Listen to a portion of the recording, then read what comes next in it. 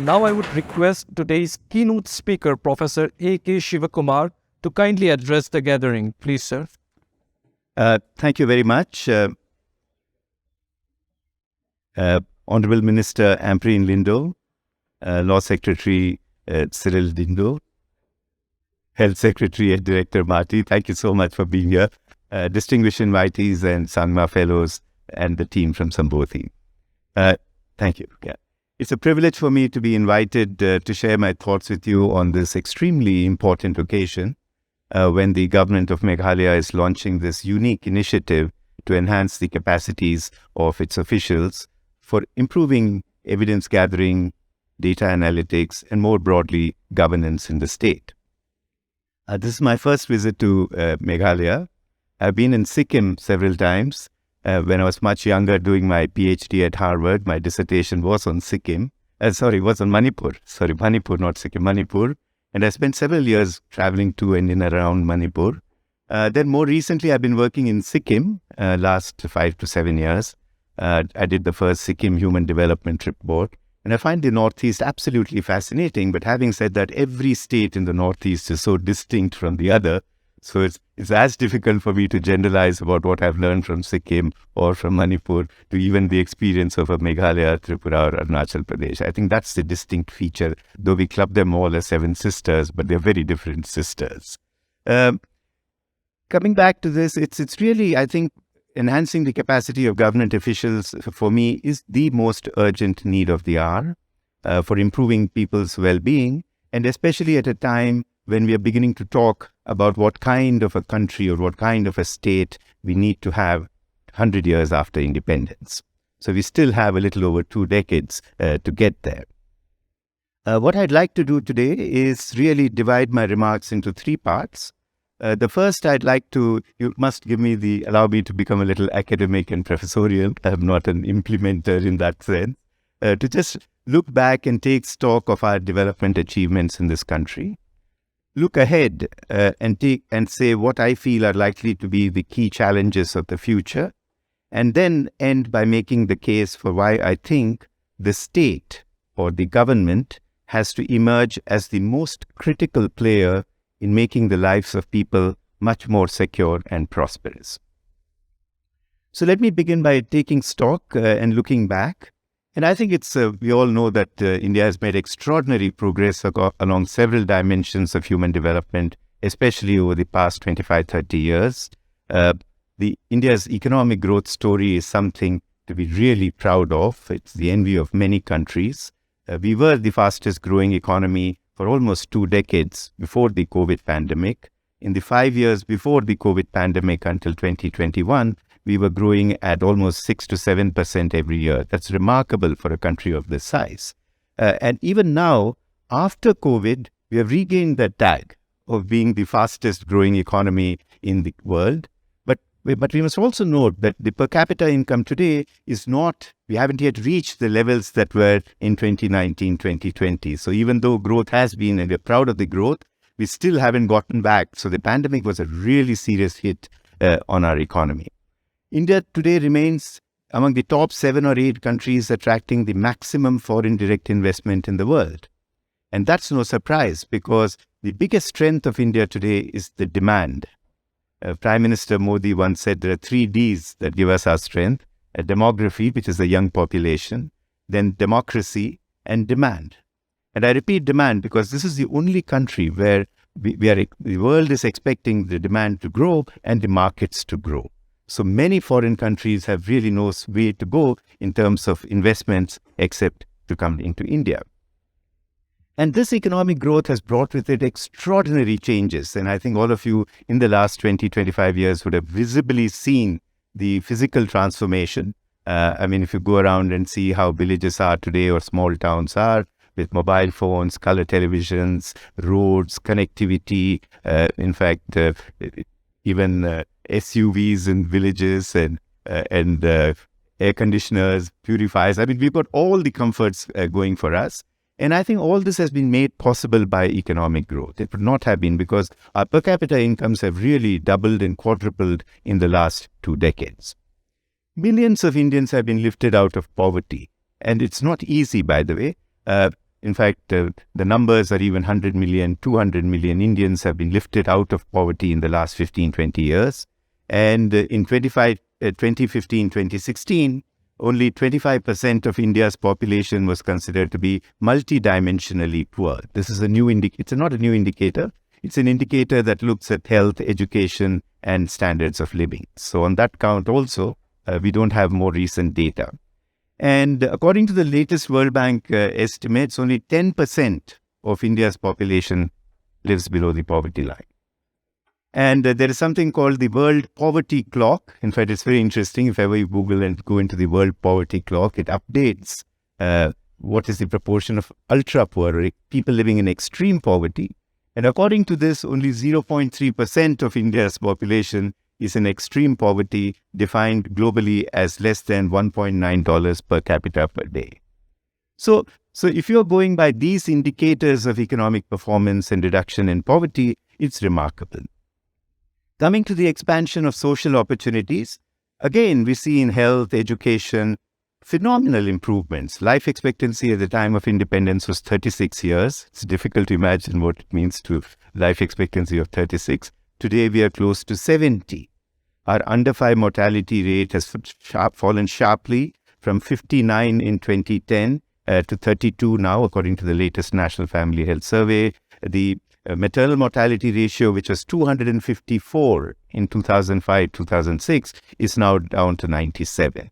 And I was talking to Secretary Ram Kumar, who says that even in the last 2 years, Meghalaya has done exceptionally well in reducing maternal mortality. So what it tells you is that the technology is available, the knowledge is available, and it's a matter of getting it done. And so if Meghalaya in the last 2 years can really show such significant improvements in tangible measures, I mean, maternal mortality rate is something you can quantify and measure. It really shows the potential of state intervention and state actions to bring about great improvements in life. Again, literacy and schooling, we have seen this many times. Primary school enrollment is almost universal, and across the board, enrollment rates are going up. And so many ways, and of course, if you look at the latest National Family Health Survey data, 97% of households lived in 97% of population lived in households with electricity. 70% were living in households with an improved source of drinking water. I don't know the Meghalaya statistics and data, but what I want to say is that over the next 5 years, 10 years, 15 years, it's only a matter of time before you will find the entire population having access to all the basic services: electricity, safe drinking water, proper sanitation, road connectivity. So all these things will be achieved by economic growth. So that's and these are mesmerizing statistics. But I must also say that if you look at the other side of social development, I would start by saying that the extraordinary focus on regaining economic growth has blinded us to many of the shortcomings of India's development model. Don't forget that now we are the fifth largest economy in the world. Fifth largest, we're going to become the third largest economy by 2030. But our per capita income today is, in terms of US dollars, is only 2,150.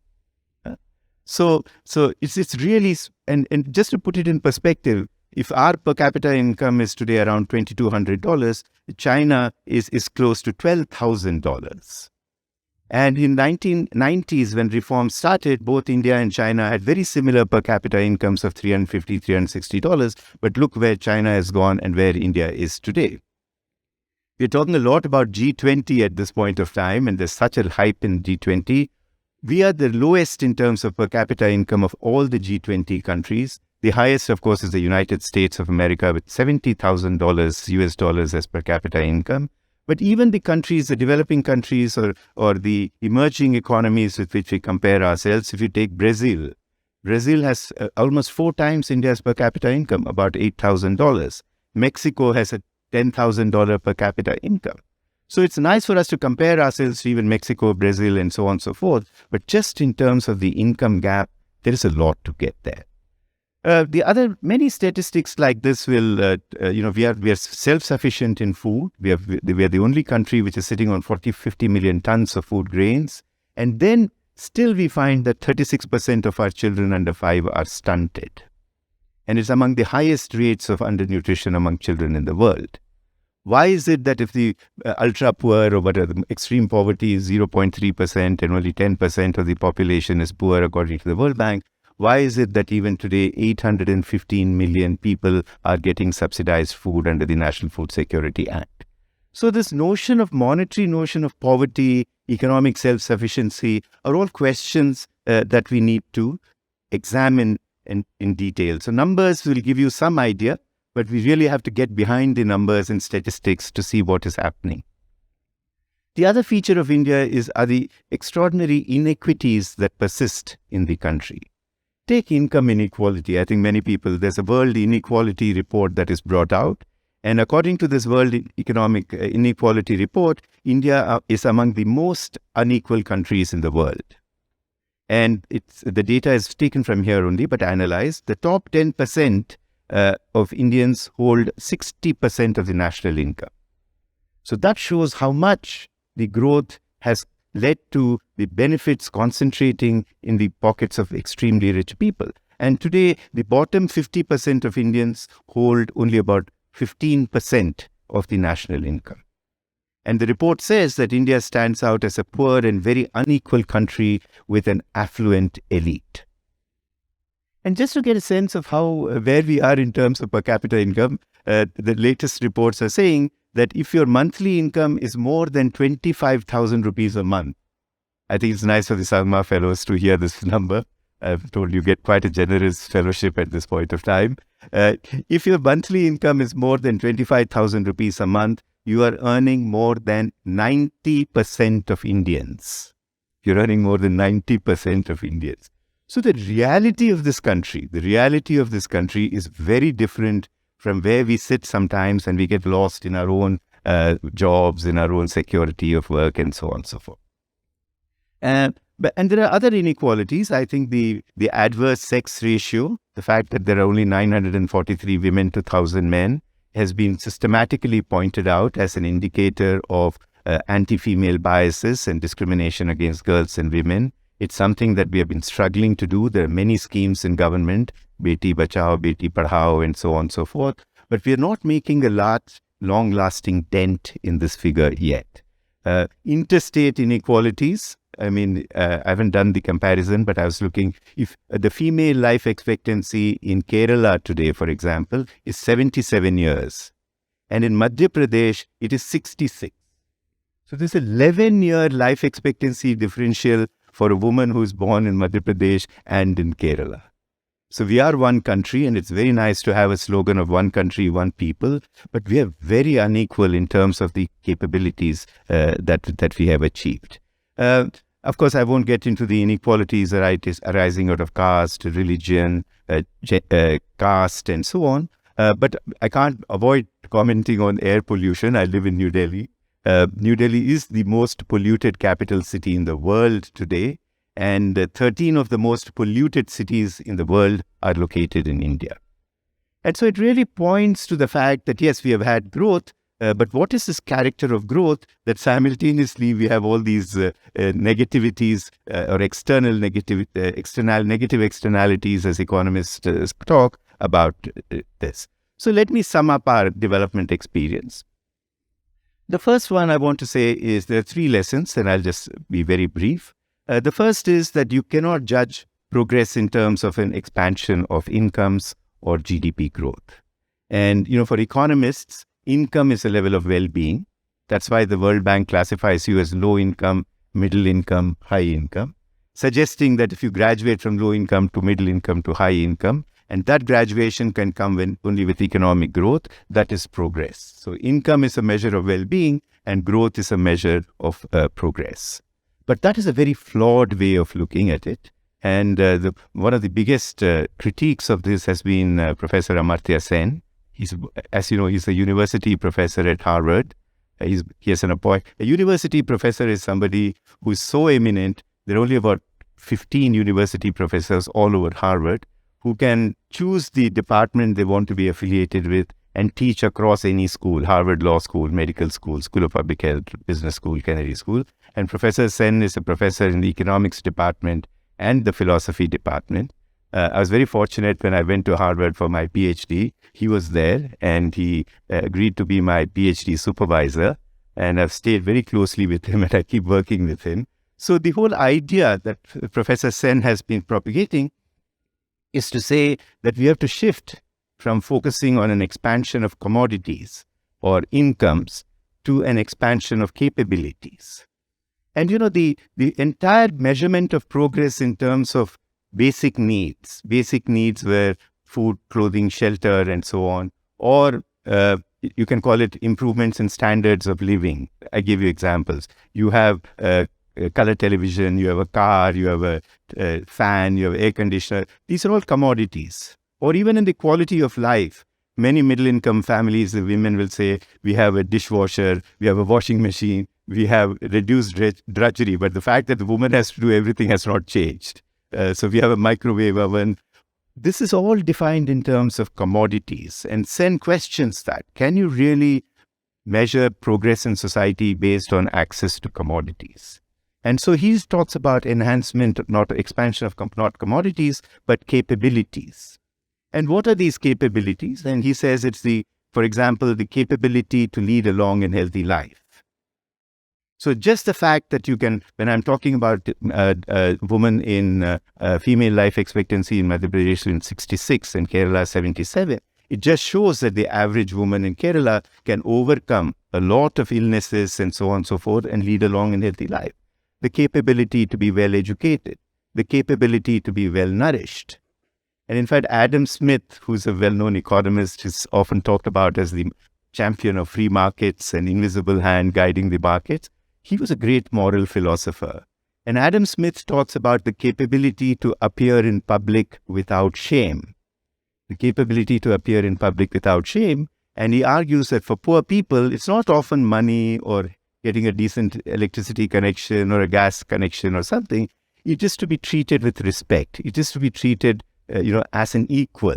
And so I often say, even if you have domestic staff at home, if the cook does a great job the previous night of entertaining your guests, you can give him 500 rupees in the morning and say you did a great job. But on the other hand, if I go and put my hand around his shoulder and say, boss, you were fantastic last night, that hug and that pat means much more than the 500 rupees. So they don't care about money. They want to be treated with respect and dignity. Just Sen always says, focus on capabilities, focus on freedoms.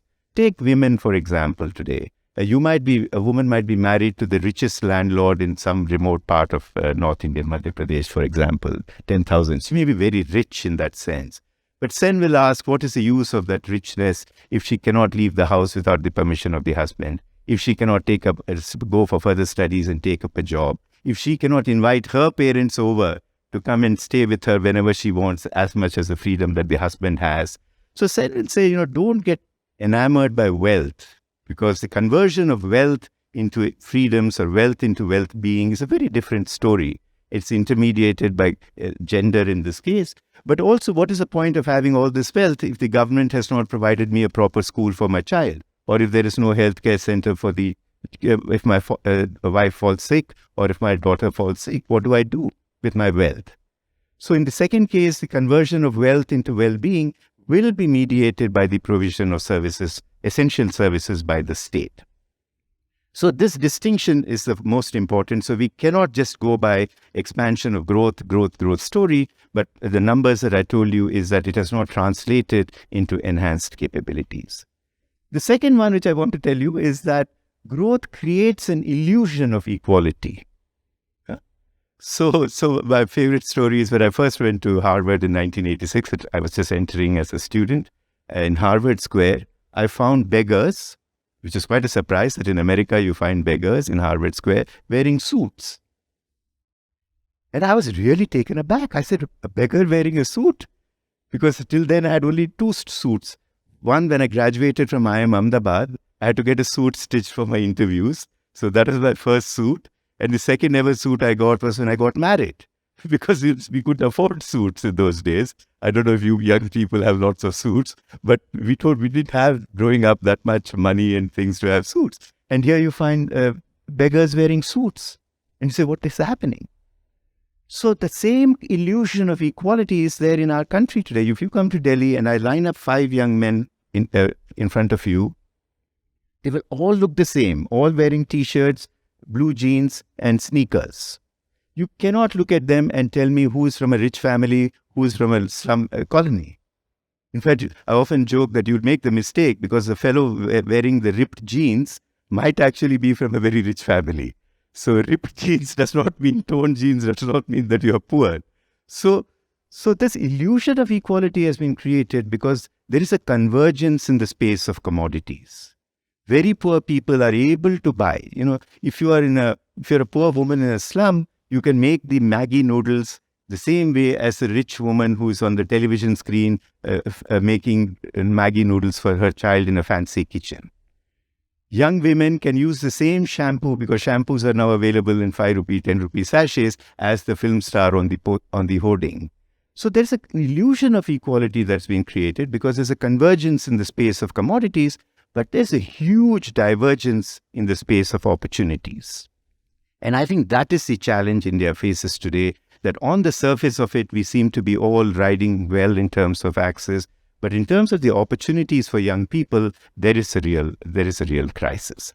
So we need to look behind these illusions to see where are the real challenges to ensuring equality of opportunities. And finally, in the literature, and this is characteristic of India, there are 5 types of growth failures, and I'll quickly run through them and wind up.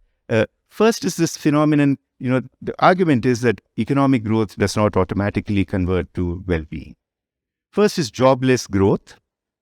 Economies are growing, but jobs are not being created. Classic example in India where youth unemployment rates of 20-25% is not funny at all. And it's a real crisis at this point of time. You have ruthless growth, that is growth accompanied by high inequalities. And that's again very characteristic of India, where the benefits of growth are not being evenly distributed. You have voiceless growth, that is, there is growth, but you're not addressing the fundamental needs of people and communities. So how do you listen to communities and tailor-make your policies to address them? That is again a gap in India. There's rootless growth. Rootless growth was a term coined in the global thing to talk about, the World Bank or the IMF saying, cash transfers are working in Brazil and Mexico, so bring them into India and they will work. They have never germinated in India because our cultures and contexts are very different. So that's why I began by saying what will work in Sikkim may not work in Meghalaya.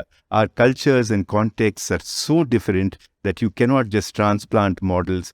They have to germinate and take root in your own soil. And finally, there is futureless growth. That is growth at the expense of the environment. And I think we know enough about that. So let me come to the last part of my... by the way, just why do we find ourselves in this tight spot? And I think there are 3 reasons. One is we have definitely not prioritized an expansion of social opportunities. And that's a complaint throughout the country, except in a few states. We have not invested adequately in social development. The public spending on health and education has been stagnant for almost 20-30 years. In health, the figure is 1.2, 1.5%. In education, it is 3.8, 3.4%. It has stagnated for 20-25 years. And the expectation that with growth, this will increase has not happened. And the third point I want to make is we have really neglected the role of women, the role that women can play in the economic and social transformation of this country. It is really sad. I mean, we can contest the figure that the female labor force participation rates are really falling. We can contest whether it's a correct way of measuring or not, but there are only 7 countries in the world that report a lower rates of female labor force participation. I was checking, Meghalaya has one of the highest rates of female labor force participation. According to NFHS 5, the proportion of currently married women, working women in Meghalaya in the 2019 is about 42%, which is almost the highest in India at this point of time. So that's not your issue, but generally speaking. Let me quickly list the 3 challenges for the future. And I think what Dharmender pointed out is absolutely correct. We can't brush aside what has happened after COVID-19. There is a shrinking GDP, there is higher unemployment, the loss of income and livelihoods. People are, especially in the informal sector, people are still reeling under it. Increased poverty, the loss of learning in schools is going to take a long time for this lost generation of 2 years to pick up. There's food systems disruption and so on. Second, as we look ahead, there's huge economic uncertainty. There's exceptional fiscal burden on every state, every country, every state has got a serious expenditure. It's easy for me to stand here and say states should spend more on health, education, women's empowerment, but where is the money coming from? At the national level, the war in Ukraine has several uncertainties ahead of it. It is amplifying costs of living, fears of stagnation, interest rate hikes, disruption in supply chains, and increase in prices of food, fertilizers, energy. So there's a lot of uncertainty.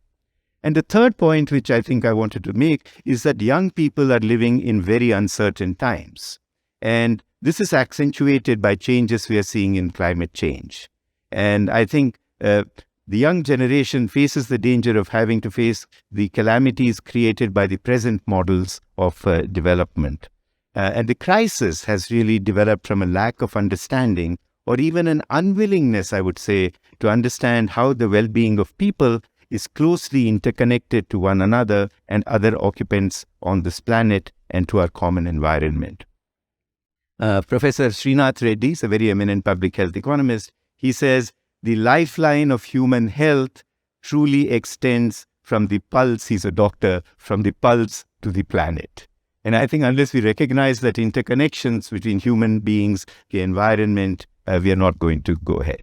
So let me conclude by going to the last section and say, what do I see in terms of priorities for the state of Meghalaya? There are 4 priorities for me. First is that the state must do everything it can to enhance people's capabilities. It has to become a political priority. I've seen the indicators on health and education. They're not as good as you can get to, but the story is every country that has prospered economically, all the social indicators are also excellent.